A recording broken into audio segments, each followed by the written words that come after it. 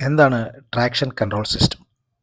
പുതിയ തരം two wheeler, four wheeler വാഹനങ്ങളിൽ ട്രാക്ഷൻ അഥവാ ഗ്രിപ്പ് കൺട്രോൾ സംവിധാനം ഉണ്ടായിരിക്കും.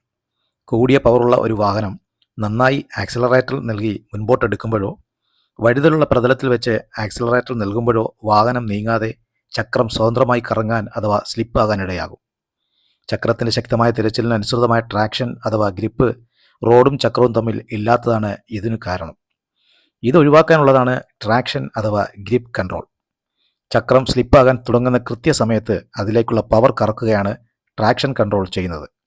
ചക്രത്തിൻ്റെ വേഗതയിൽ ഉണ്ടാകുന്ന മാറ്റം കൃത്യസമയത്ത് മനസ്സിലാക്കാനായി വീൽ സ്പീഡ് സെൻസറുകൾ ഉപയോഗിച്ചിരിക്കും.